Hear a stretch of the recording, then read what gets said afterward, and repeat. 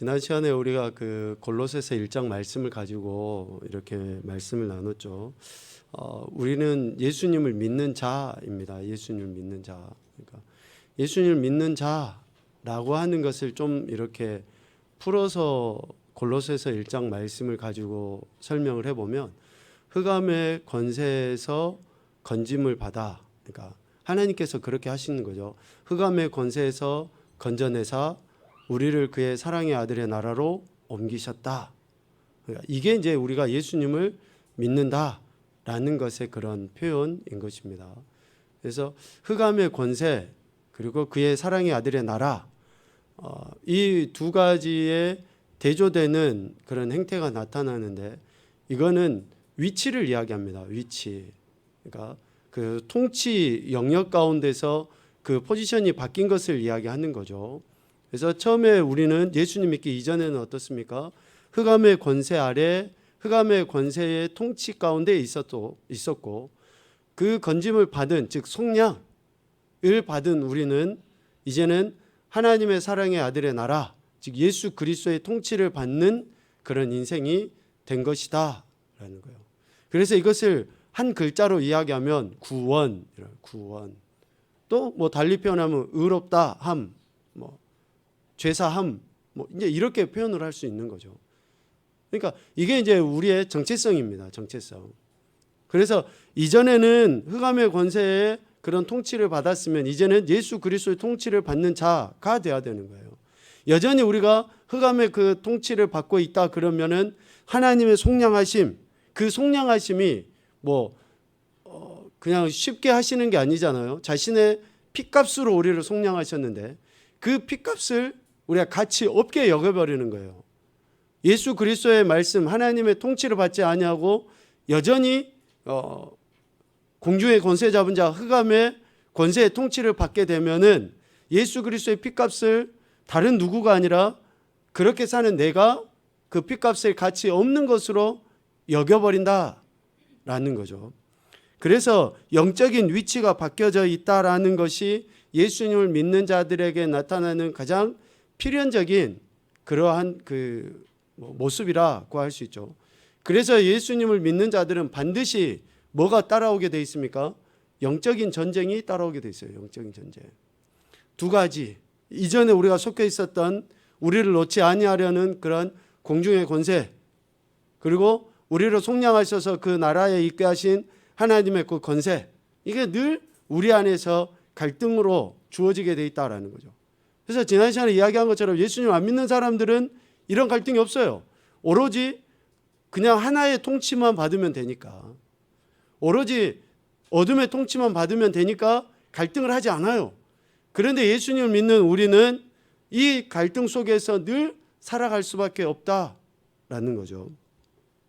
오늘 우리는 이러한 영적인 위치가 바뀌어졌고 영적인 전쟁이 필연적일 수밖에 없다라는 것을 인정하면서, 그러면 전쟁에서는 이겨야죠. 이겨야죠. 그런데 결론적으로 이미 예수 그리스도께서 이기심으로 말미암아 우리는 이긴 전쟁을 하고 있는 거예요. 이긴 전쟁을. 그 사실만 믿으면 되는 거죠. 과거에 이미 승리하신 그 사실을 우리가 믿으면 됩니다. 다시 이야기합니다.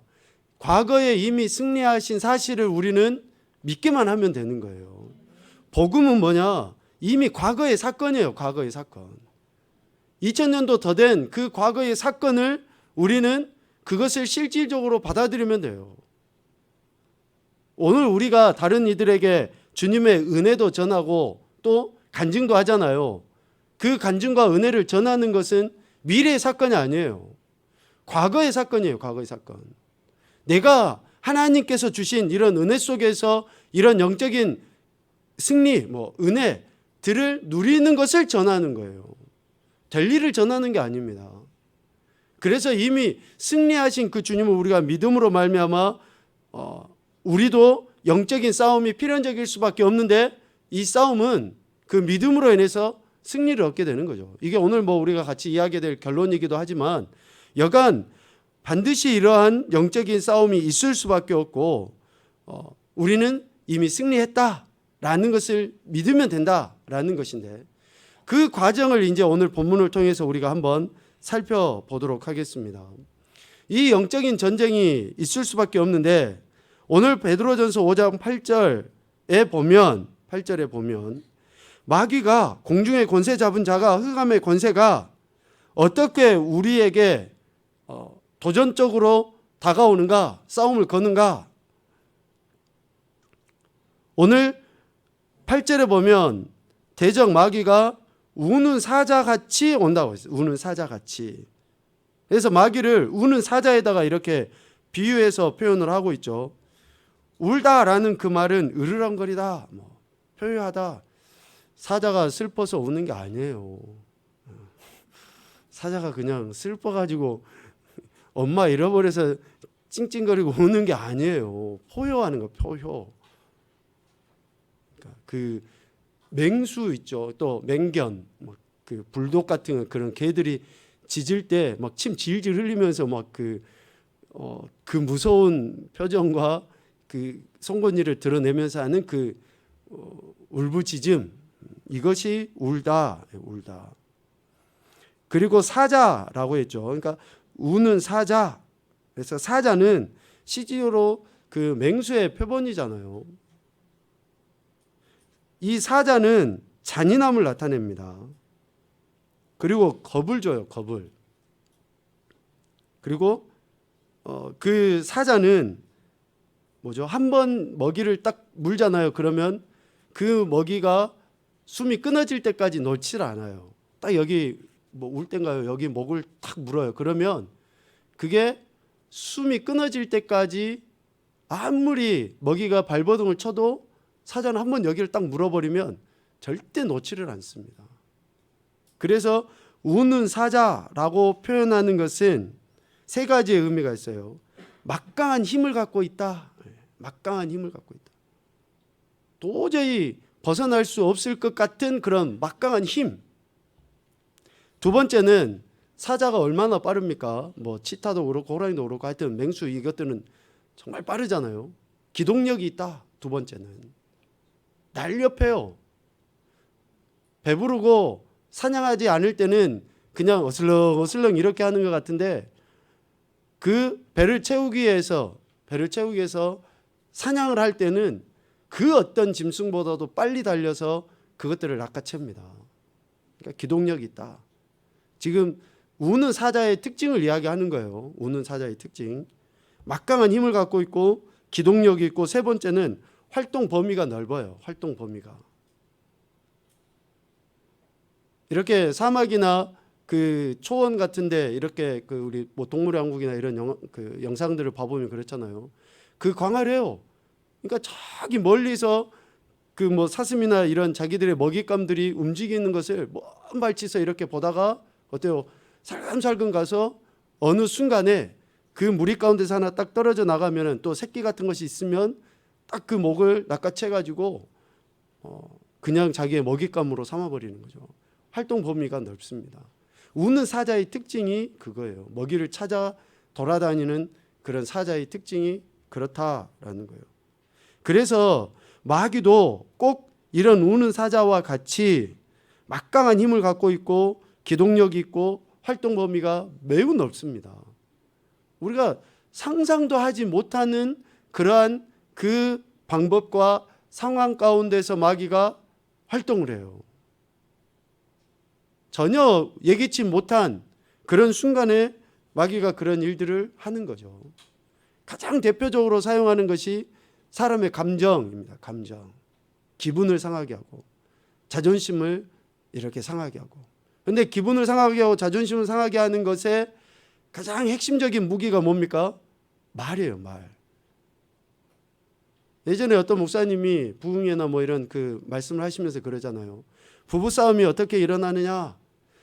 부부간의 그 사이에 마귀가 딱 여기에 있어서 남편이 이렇게 말하면 아내 귀에다 저렇게 넣어주고 아내가 이렇게 말하면 남편 귀에다 저렇게 넣어주고 해가지고 부부싸움이 일어나게 만든다라고 그렇게 표현을 이렇게 하시는 것도 들었는데 여간 그래요. 마귀가 굉장히 활동의 범위가 그러니까 방법이 다양해요. 다양해. 저도 어제 언젠가 들은 이야기인데 마귀의 IQ 이야기했잖아요. 몇이에요? 몇 번 말씀드렸는데 6천이에요. 6천. 저와 여러분은 세 자리도 안 되지만 거기는 네 자리예요. 네 자리예요. 엄청나요. 그러니까 도저히 우리가 상상하지도 않는 못하는 그런 방법들로 마귀는 그렇게 우리를 넘어뜨리려고 하는 거죠. 잡아먹으려고 하는 거예요. 왜? 우리가 하나님의 통치 가운데 있는 것을 마귀는 제일로 싫어해요. 자신의 통치 가운데 두기를 원하는 거죠. 그런데 여러분, 하나님의 통치 가운데 있을 때의 결국은 뭡니까? 영생이에요. 영생. 그런데 마귀의 통치 가운데 있는 결국은 뭡니까? 영원한 지옥이에요. 영벌. 너무나 다르거든요. 그런데 마귀는 그 방법을 여러 다양한 방법들을 통해서 그렇게 우리를 넘어뜨리려고 하는 것이죠. 그래서 마귀가 사자처럼 우는 사자처럼 행동을 하는데 마귀가 우는 사자처럼만 행동을 할까? 활동의 범위가 넓다고 이야기했죠. 그 표현으로 생각을 해보면 마귀는 우는 사자처럼 뿐만이 아니라 각각의 다른 행태들로서도 활동한다는 것을 알 수 있어요. 고린도후서 11장 14절 말씀 우리 한번 봐봅시다. 같이 보죠. 시작. 이것은 이상한 일이 아니니라. 사탄도 자기를 광명의 천사로 가장하나니. 아멘. 자, 사탄이 자신을 다른 어떤 행태들로 가장해요. 여기서 가장하다라는 그런 말은 양식이나 외형을 바꾸다, 변형하다 그런 의미가 있습니다. 가장하는 거예요. 그러니까 우리가 위선이라는 말을 쓰죠. 위선. 이 굉장히 불신앙적인 행태입니다. 위선은 가장하는 거예요. 우리나라 말로 뭐뭐 하는 척하다. 이것도 굉장히 불신앙적인 행태이거든요. 척하는 거. 가장하는 거예요. 가장하는 거. 사탄이 가장해요. 고린도후서 11장에 우리 여러분 성경을 한번 좀 펴봤으면 좋겠는데요. 몇 가지 내용이 나오기 때문에 그러는데 고린도후서 11장 말씀 한번 찾아봅시다.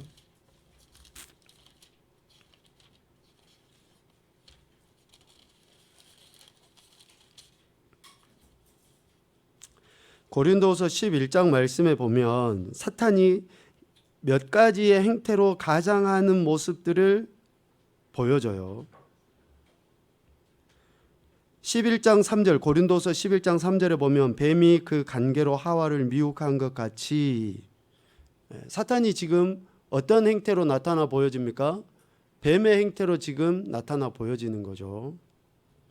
그리고 11장 13절 말씀 한번 봐봅시다. 고린도서 11장 13절 우리 이 말씀은 같이 한번 볼까요? 시작. 그런 사람들은 거짓 사도요 속이는 일꾼이니 자기를 그리스도의 사도로 가장하는 자들이니라. 아멘.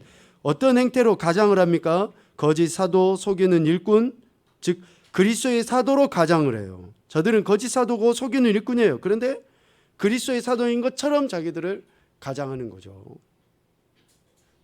그리고 오늘 우리가 읽었던 11장 14절 말씀에 보면 광명의 천사로 가장을 합니다.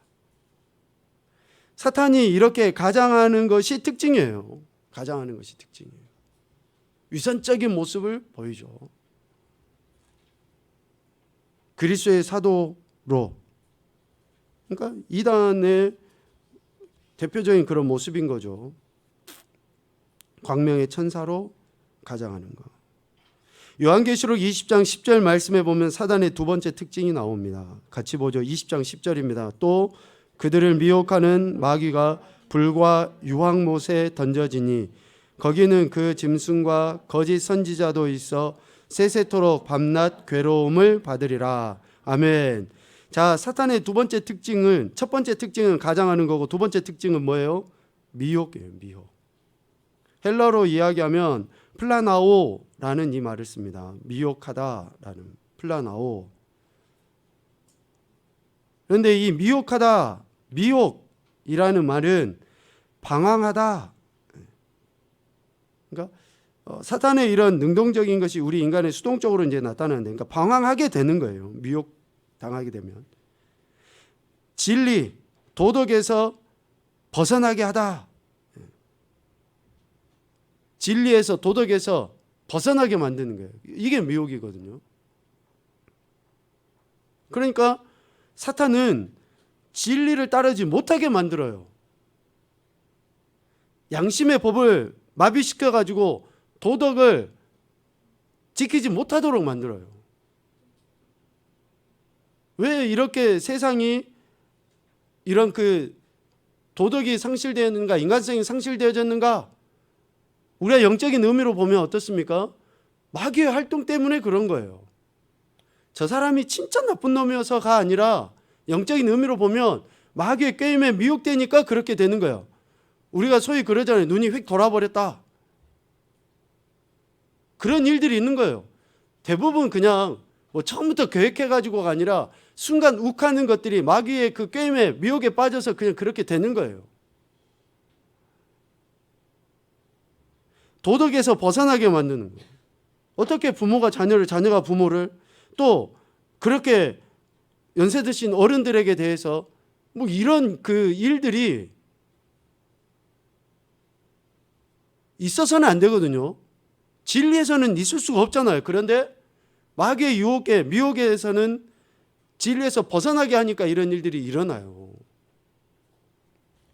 그러니까 우리가 그런 사람들을 보면서 저 사람 진짜 나쁜 놈이야 이렇게 표현할 수 없는 것이, 마귀는 누구든지 다 그렇게 만들어버려요. 그것을. 그래서 오늘 8절에 근신하라 깨어라 라고 서두에 이 말씀으로 명령을 하고 있어요. 어느 특별한 누구만이 아니라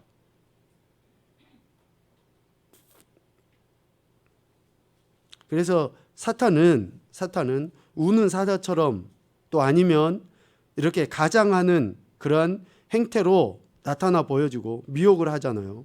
그래서 가장하여서 미혹하는 것의 궁극적인 목적은 뭐냐?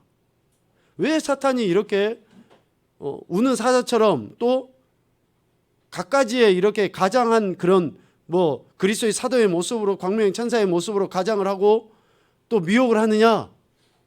핵심의 목적은 복음, 즉 예수 그리스도 본질 진리에서 떠나게 하기 위해서 그래요. 진리에서 떠나게 하기 위해서. 그러니까 우리가 부부싸움 할 수 있고 또 어떤 여러 가지 갈등이 문제가 있을 수 있어요. 그럴 때 흔히 하는 이야기를 교회 안 가? 이거는 사탄의 그 미혹에 우리가 넘어가고 있다라는 표현인 거예요. 싸울수록 교회 나와야죠. 힘들고 어려울수록 교회 나와야죠. 몸이 아플수록 교회 나와야죠. 제가 요즘에 노한우 목사님 영상을 좀 보고 또 이야기를 들었는데, 우리 몸을 제대로 잘 관리하는 성전에 대한 이야기를 하시더라고요. 기회가 되면 그분이 얼마나 또 하나님 주신 은혜로 몸과 영혼을 잘 관리를 하고 하는지를 또 우리가 봐보기도 하고 들어보기도 하고 또 했으면 좋을 것 같은데, 하여간 우리의 몸이 하나님 앞에 더 나아가도록 우리의 몸도 관리해야 되지만, 혹시 그런 연약감 속에서 그렇게 하지 못하게 만드는 것들을 우리가 이겨나가야 된다는 거죠. 이겨나가야 된다. 자, 마귀는 이렇게 우리가 복음을 떠나도록 갖가지의 방법들을 동원합니다. 하나님의 말씀을 듣지 못하도록, 하나님께 기도하거나 찬양하지 못하도록, 복음의 본질에서 자꾸 벗어나도록 마귀는 그렇게 다양한 방법들을 사용을 합니다. 때로는 사자같이 다가오기도 할 테고, 때로는 미혹하기 위해서 어쩌면 사자하고 좀 대조되는 그런 여우같이 약삭빠른 그런 동물을 쓰기도 하는데, 하여튼 여우같이 그냥 우리에게 다가오기도 이렇게 할 겁니다. 저와 여러분에게 가장 약한 부분을 사탄 마귀는 잘 알아요. 내가 뭐가 제일 약한지, 물질이나 명예나 아니면 음란한 거나 하여튼 내가 건강에나 뭐에 내가 하나님보다 더 우선시 두고 있는 무언가를 마귀는 너무나 잘 알아요. 그래서 꼭 그것을 거기에 넘어지도록 이렇게 하는 거거든요. 그래서 사탄의 그런 활동 어느 식으로든지 우리에게 다가오게 되어 있다. 자, 다시 처음으로 돌아가서요. 사탄의 이런 활동이 필연적일 수밖에 없고 내게 주어지고 있다라는 것은 그 반증이에요. 그래도 내가 예수님 믿고 있고 믿으려고 하니까 자꾸 사탄이 이렇게 내게 뭐 시험도 주고, 그러니까 내를 어렵게 하고 고난도 주고 그 고통을 당하게 하는구나 라고 여기면은 되는 거예요. 내가 그래도 믿음으로 살려고 하니까 그것을 이제 뛰어넘어야죠. 거기에서 안주해버리면 이제 안 되고요. 거기에서 안주해버리면 그래 내가 믿음의 사람이야 라고 안주하는 것이 아니라 그것을 이제 승리로, 즉 예수님 믿는 믿음으로 승리하는 것까지 나가야 되는데, 여간 이렇게 우리의 물질이나 명예나 뭐 어쩌면 음식 먹는 식욕도 있을 수 있죠. 식욕 뭐 이런 것까지도 사탄은 자꾸 우리를 넘어뜨리려고 하는 것이죠. 자, 그러면 이런 영적인 전쟁, 전투가 우리에게 있을 수밖에 없다라고 할 때 언제나 우리가 이 전쟁에서 좀 승리할 수 있다, 아니요 더 본질적으로는 승리했다라는 그런 확신이 우리에게 있어야 됩니다. 승리했다, 주님이 승리하셨다라는 그 확신이 우리에게 있어야 돼요. 자, 오늘 고린도전서 15장 57절 말씀 우리 한번 봐봅시다. 같이 보죠.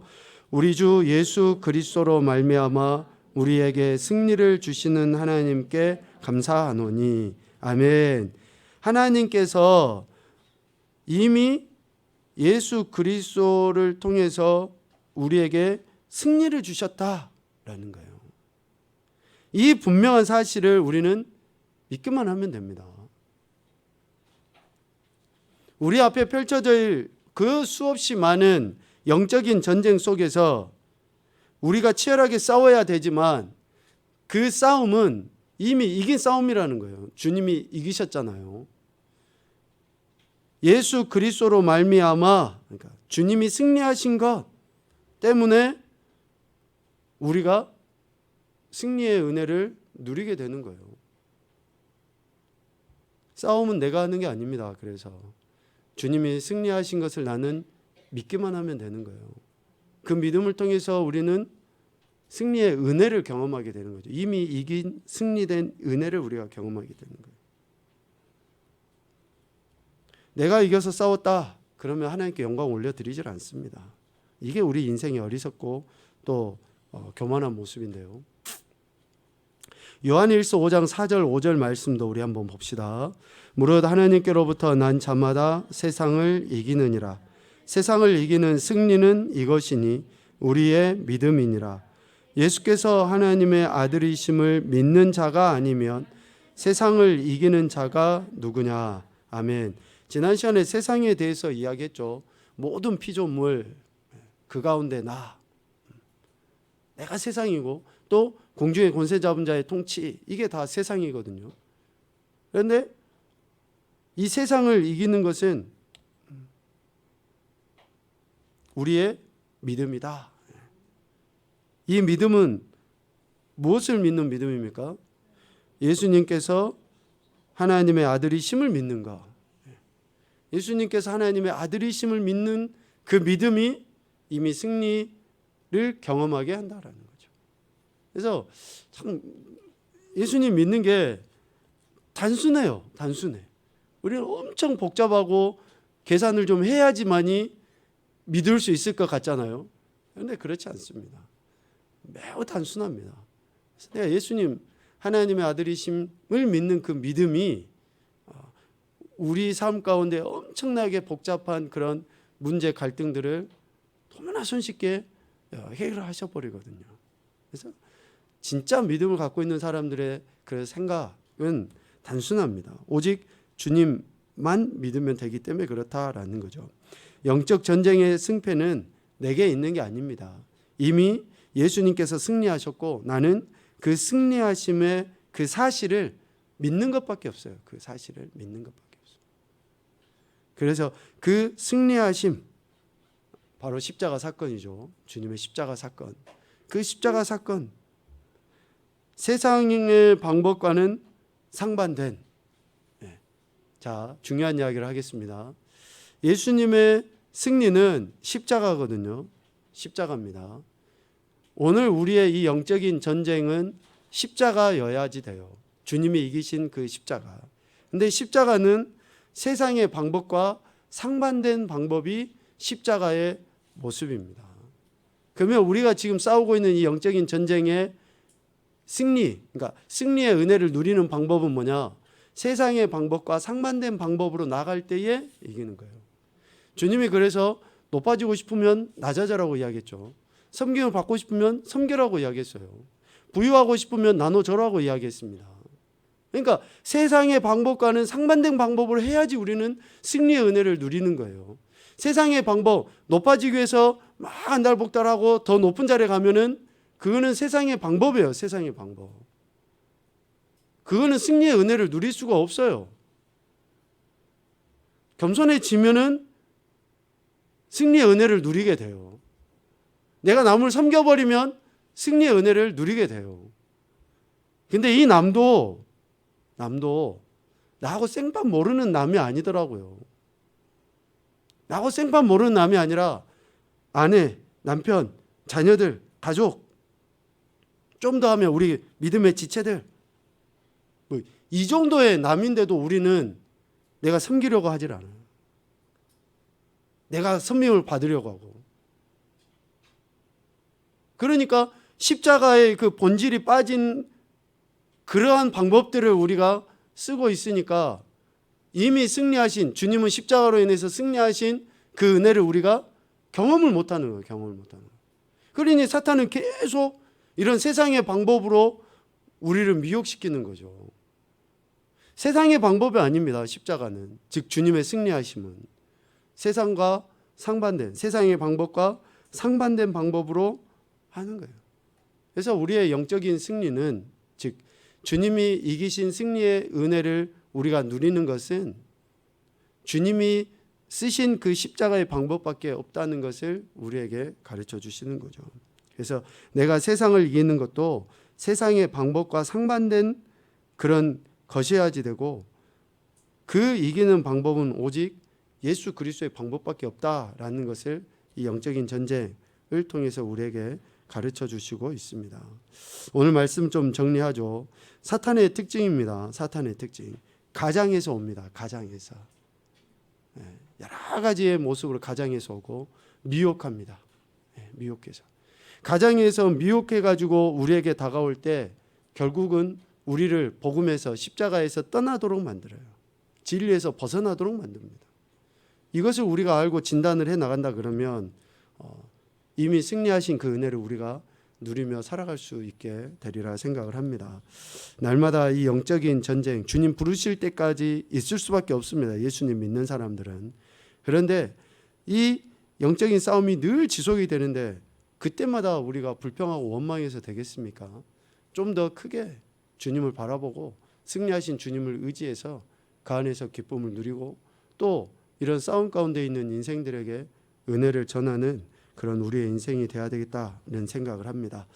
우리의 남은 인생이 오직 하나님이 기뻐하시는 그 뜻대로 영적 참된 평안과 또 승리의 은혜를 누리며 전하는 그런 복된 인생이 되실 수 있기를 주님의 이름으로 축복합니다.